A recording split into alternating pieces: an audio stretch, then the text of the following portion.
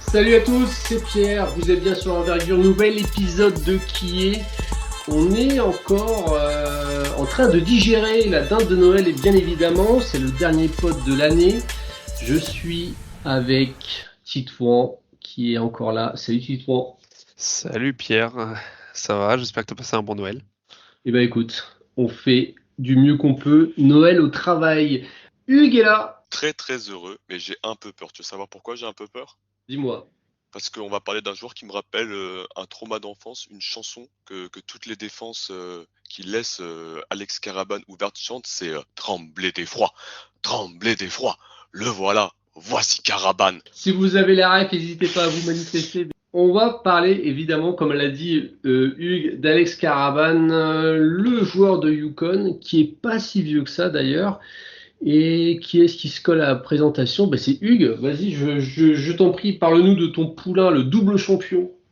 Eh oui, double champion Alex Caraban, juste pour me la péter, hein. Moi je l'avais déjà top 20 il y a 2 ans, hein. Bon, qu'est-ce qu'on attend? Je ne sais pas, mais parlons-en cette année, et puis écoute, il sera encore top 20 dans mon cœur dans 30 ans. C'est un joueur, Alex Caraban, qui est né d'une famille d'immigrants, papa de Bélarussie et la maman qui vient d'Ukraine. Il a grandi dans le Massachusetts, qui vous est très cher, je le sais, à tous les deux. Et c'est un garçon qui a fait plusieurs lycées, notamment la grande IMG Academy. On a un forward qui fait 2,03 m pour 102 kg, donc un bon gros bébé, hein, avec une envergure qui est mesurée à 2,08 m, 2,10 m, donc des bons bras. Et c'est un joueur qui a fait un choix qui est pas très commun. Il est allé plutôt en université et il a décidé de redshirt sa première année. Donc voilà, il s'est dit pourquoi faire plus de lycée quand en fait je peux vivre le kiff étudiant sans jouer, donc tranquille les entraînements, sauf que il se fait entraîner par Dan Hurley, donc pas si tranquille que ça, et il a bien fait parce que de redshirt, parce que finalement il joue en redshirt freshman, et il a un vrai rôle avec une équipe très compétitive, et puis il est champion, puis après il est double champion, et puis maintenant il est leader d'une équipe qui vise le sweep it et qui nous a fait un petit peu peur, faut l'avouer, avec 3 défaites consécutives, et là qui redresse la barre, et je le sens mon stand de champion là, et on y va, c'est tout droit. On sent le discours du passionné, du fan. Titouan, avant que je te lance, je vais donner les stats de ce garçon. Cette année, c'est 16,5 points, 5 rebonds, 3,5 passes, 49% au tir au général, 48 à 3 points, 83% au lancer franc, 2 contre et un turnover. Plus de 40% à 3 points sur plus de 400 tirs en carrière pour donner un petit peu un indice du personnage. Con, on les connaît, donc les champions en titre. C'est quoi un petit peu le contexte dans lequel il évolue, Alex Caraban, Titouan? Alors Yukon, c'est, comme l'a dit Hugues, coaché par Dan Hurley, qui a été pressenti pour être coach des Los Angeles Lakers l'été dernier, qui finalement a décidé de rester. Il propose un jeu avec beaucoup de mouvements, notamment off-ball. Il y a beaucoup d'écrans loin du ballon pour libérer les shooters, mettre les ball handlers en mouvement. Il y a pas mal de DHO aussi, donc de dribble main à main entre intérieur et un guard. Et on a même parfois des double drag off-ball, donc une succession de 2 écrans pour libérer les joueurs off-ball, notamment les shooters. Et cette année, il n'y a plus Klingan, donc il n'y a plus autant de jeux au poste que ce qu'on avait pu voir la saison précédente notamment. Et les responsabilités offensives sont beaucoup plus réparties, parce qu'il n'y a plus vraiment de go-to-guy comme c'était le cas lors des 2 premières années de Caravan, où il y avait d'abord le trio Sanogo, Hawkins, Newton, et ensuite l'année dernière le trio Klingan, Newton, Castle, qui avait beaucoup de responsabilités. Cette année, il y a bien la recrue 5 étoiles, Liam McNeely, qui a récemment fait un carton offensif d'ailleurs, mais qui pour l'instant, je trouve, joue un peu, il y a des hauts et des bas. Mais du coup, Caravan se retrouve dans un rôle un peu de connecteur avec un peu plus de responsabilité offensive et plus de simple shooter finisseur qu'il était il y a encore 1 an ou 2. Donc ça va être très intéressant, je pense, pour sa projection NBA, ce changement de rôle et le fait de le voir dans un rôle un peu différent de ce qu'il faisait il y a encore 1 an ou 2. Très bien. Pour le contexte de Yukon. Hugues, on va aller avec toi. Qu'est-ce qui en fait un joueur NBA depuis longtemps à tes yeux? Dis-nous tout. Ah, bah, écoutez, sa petite barbichette avant tout. Non, pas du tout. Je vais laisser le shoot à Titouan parce que je veux parler d'un truc dont on a parlé dans l'épisode juste avant. C'est les équipes NBA de fin de premier tour. Elles cherchent des joueurs qui sont prêts. Elles cherchent des joueurs qui peuvent rentrer dans un système tout de suite et être ultra compétitifs pour aller gagner un titre. Et Alex Karaban, c'est le joueur parfait pour ça. Pour les auditeurs qui le découvrent, vous pensez role player, vous pensez plug and play, vous pensez joueur d'équipe, vous avez Alex Karaban, c'est un mec qui excelle partout, qui athlétiquement il va pas le plus haut. Par contre, c'est un garçon qui est ultra puissant au sol, QI basket exceptionnel, toujours bien placé offensivement, toujours bien placé défensivement, qui cette année, ils ont plus de meneur de jeu, hein, ils ont perdu Tristan Newton, Stephen Castle effectivement, donc il y a Hassan Diarra mais qui a un vrai poste défensif et Dan Maini, l'ancien de Saint Mary's, déçoit fortement sur le début de saison, donc Alex Caraban a plus de responsabilités et on voit un très bon passeur dans la connexion, dans l'importance des systèmes. Donc vous avez un joueur en fait, alors Titouan va développer sur le tir, mais qui shoot avec un volume exceptionnel, hein, à des très hauts pourcentages, plus de 40%, il a commencé l'année à plus de 60%, qui a 77% près du panier, qui va prendre des rebonds, qui peut jouer rollman, qui peut jouer pick and pop, qui peut poser la balle au sol maintenant et trouver des passes, et qui défensivement va être un compte par match, quasiment une steals par match, et va générer des passages en force. Donc vous avez, pour moi, et je vous parle pas uniquement en tant que fan, enfin, je suis devenu fan de Yukon parce qu'il y a des joueurs comme Alex Karaban justement qui dans ces équipes-là. Vous avez un joueur parfait quand vous voulez jouer du basket collectif et du basket qui gagne. Et on l'a vu, hein, quand le joueur a été blessé, il a eu une commotion cérébrale où dès qu'il est pas sur le terrain, l'équipe a du mal à tourner et à trouver des paniers faciles. Donc voilà, c'est pour moi le connecteur ultime et le joueur d'équipe qui deviennent championnes ou qui font en tout cas des très bons runs en playoff. Parfait. Titouan, est-ce que tu vas nous parler du tir? Oui, oui, bah, pour donner un peu les coulisses du pod, on peut le dire que quand vous m'avez demandé de quoi je voulais parler sur Caravan, j'ai dit que c'était un peu le shoot, c'était un peu l'éléphant dans la pièce parce qu'on peut pas passer outre quand on voit le joueur. C'est un shooter assez exceptionnel, si ce n'est élite. Pourtant, la mécanique est loin, est loin d'être belle. Mais non, c'est essentiellement du catch and shoot. La réussite, Hugues en a parlé vite fait, mais tu as quasiment 40% à 3 points depuis le début de sa carrière universitaire, donc depuis 2 saisons et demie. Il y a 87 matchs. Cette saison, il est à 42%. Le volume en plus est là, parce que du coup, bah, sur 2 saisons et demie, on a un total de plus de 430 tirs à 3 points. Ça fait une moyenne de 5 tirs par match, donc en plus le volume est bon. Donc non, on est vraiment sur un joueur qui est un shooter et qui a le tampon de shooters. On a un 3-point rate, donc le taux de tir à 3 points pris par rapport au nombre de tirs totaux qu'il prend, qui représente, ses shoots à 3 points représentent 58% de son régime de tir. Donc voilà, c'est plus d'un tir sur deux, c'est des shoots à 3 points. Par contre, effectivement, la mécanique est très bizarre. Il décolle pas beaucoup les appuis, tire beaucoup avec le haut du corps, il transfère pas beaucoup d'énergie du bas du corps, et la gestuelle du haut du corps est pas très fluide. Le point de release est assez bas par rapport à sa taille d'ailleurs. Donc c'est un peu à surveiller, mais visiblement c'est super efficace. Et je fais une petite parenthèse parce que j'avais vu une interview de Mark Campbell, qui est un coach du shoot qui avait travaillé notamment avec Malik Beasley, et qui disait que le plus important, c'était pas que la mécanique soit belle, le plus important, c'est que le joueur se sente à l'aise et en confiance avec cette mécanique pour pouvoir la refaire sur un grand nombre de répétitions. Donc tout ça pour dire que la mécanique, finalement, même si elle n'est pas terrible, il a l'air en confiance avec, donc moi, ça m'inquiète pas plus que ça. Par contre, la chose que moi j'aime beaucoup sur son shoot, au-delà de la réussite, c'est la polyvalence du tir. Hugues en a parlé un peu, mais c'est probablement l'un des skills pour moi les plus sous-estimés chez un shooter, je trouve, c'est sa capacité à varier le type de shoot et pas faire par exemple que du catch and shoot dans le corner en spot-up, mais voilà, plutôt la capacité à pouvoir sanctionner dans différents registres. Et c'est un joueur qui peut parce que le spot-up dans le corner, c'est beaucoup plus simple à défendre. Et je trouve que c'est un joueur qui est capable de faire des catch and shoots en sortie d'écran, qui peut shooter après un mouvement, après une relocalisation, après un ou deux dribbles pour se replacer. Et enfin, pour moi, il coche toutes ces cases du off-ball movement shooter, comme on dit. Et ça a énormément de valeur dans la NBA actuelle, je trouve. On va aller du coup sur les points à travailler ou les choses à améliorer, les choses qu'on aimerait voir, hein, ou du moins jusqu'à la fin de saison.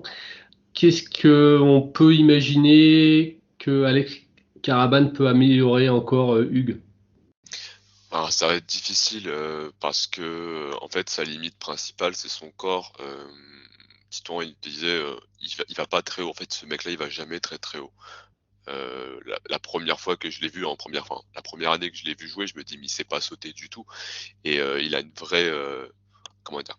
Une vraie déficience sur la verticalité. Maintenant, son bas du corps est tellement puissant et ses bras longs qu'en fait ça le gêne pas. On pourrait travailler toujours de la mobilité sur du switch et même là encore une fois il est pas inintéressant parce qu'il peut te blitzer reprendre, il peut tenir des petits périmètres, il utilise bien sa longueur de corps. On va dire pour être tatillon, j'aimerais fidéliser totalement le pick and pop et les options qu'il va avoir en tant que poseur d'écran. Parce que je sais qu'il peut pop, je sais qu'il peut faire du hand, donc du double écran, et lui-même ensuite bénéficier de l'écran, sortir et shooter. J'aimerais un peu plus de rôle, j'aimerais un peu plus de jeu justement voilà, en tant que rollman, et puis derrière créer, passer, kicker, finir, tirer. Donc voilà, ça va être rajouter juste des armes dans son arsenal, mais en vrai, sur le groupe WhatsApp, quand tu m'as demandé des points d'amélioration, j'ai dit ben j'en ai pas trop. Le produit fini, on sait ce que c'est. T'auras pas un All-Star, t'auras pas un franchise player, mais t'auras un mec qui va jouer, donc il a 22 ans, là, il va jouer 10, 11 ans à faire la même chose et il sera toujours dans les bonnes équipes.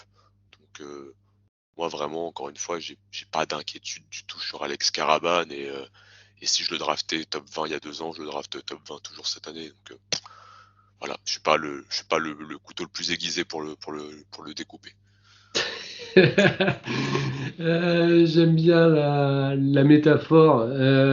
Titouan, toi de ton côté, qu'est-ce Bah, que tu espères le voir faire un jour ou tu as des interrogations peut-être?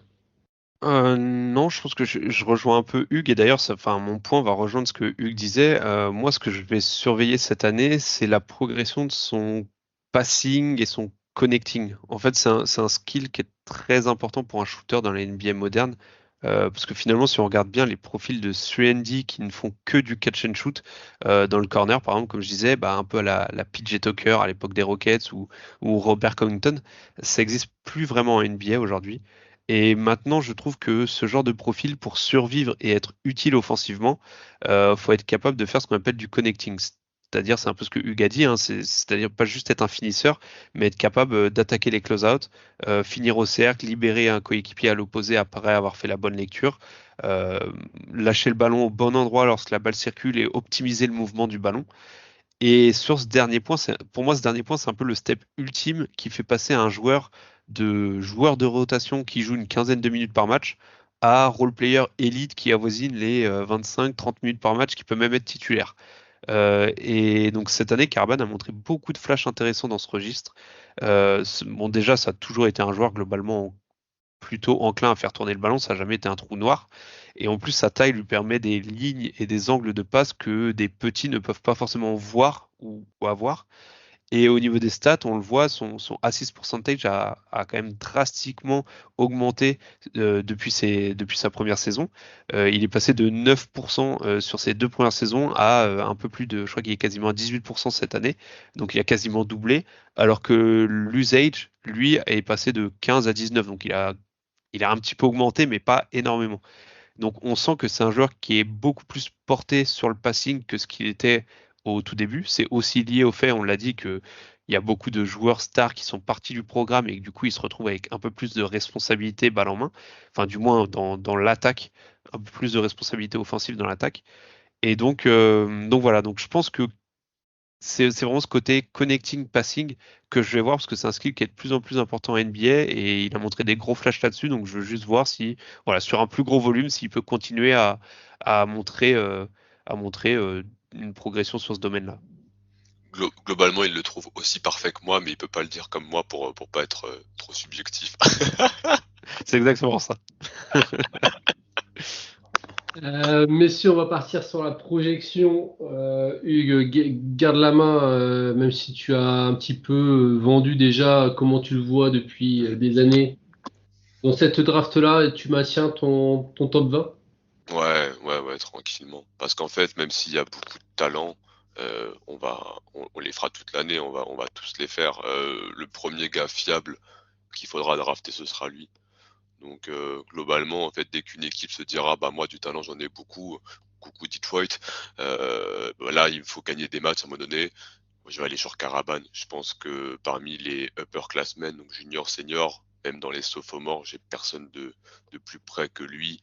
Et encore une fois, je vois pas dans quel univers ça rate. Et c'est un joueur qui a quand même gagné la confiance de Dan Hurley, ce qui est pas rien. Quand Dan Hurley devait effectivement avoir des interviews pour un poste NBA, le premier joueur qu'il a appelé, c'est Alex Caraban. Il lui a dit je fais quoi? Caraban il lui a dit bah tu restes, moi je veux en gagner 3.